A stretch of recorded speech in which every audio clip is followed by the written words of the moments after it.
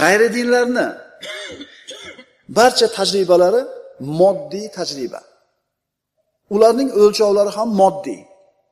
Ularda o'lchovlarga ko'ra kuchsizlarni kuchlilar yeydi. Bolalarimizni ilm ma'rifatli bo'lsin deb turib, har xil maktablarga olib borib beryapmiz. Masalan, falonchi maktabga olib borsa ingliz tilini yaxshi o'qitar ekan, falonchi chasni maktabda mana narsani o'qitar ekan. Xullas, bolalarimizni ilmli bo'lishligi uchun har xil maktablarga olib borib beryapmiz. Tarbiyani ham sho'daylar beryapti.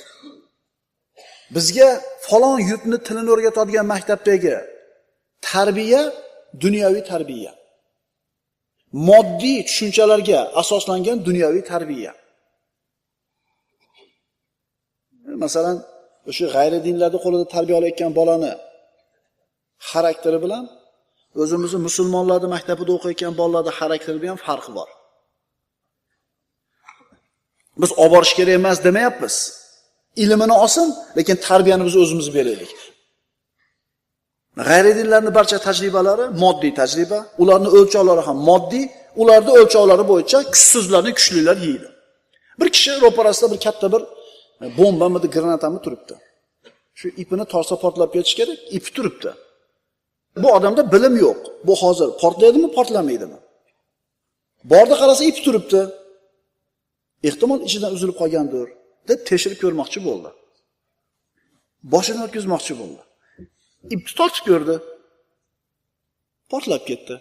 Mana endi bu odam biladi, bomba portlardi ekan. Endi bilimli bo'ldi bu odam. Ammo bu ilmidan foydalanish deydi, iloji bormi? Bu ilmda unga foydasi bormi? Yo'q. Demak, hamma narsani o'zini boshimdan o'tkazib turib, lekin tajriba orttiraman degan odam bu orttirgan tajribasidan foydalana olmay qolishi mumkin.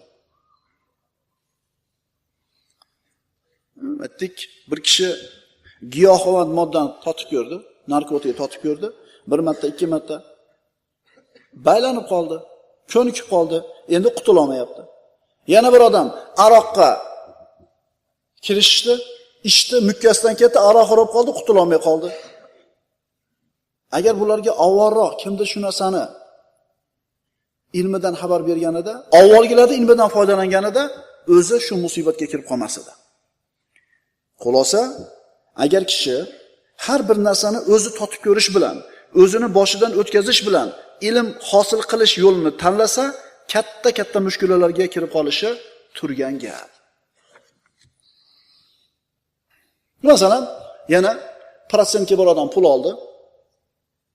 Bir res olib borib kelib, shunday uzib qo'yaman dedi. Shu bilan ilashdi. Uyini sotdi, ko'chada qoldi. Xonimonidan ayrildi. Mana endi ilmli bo'ldi.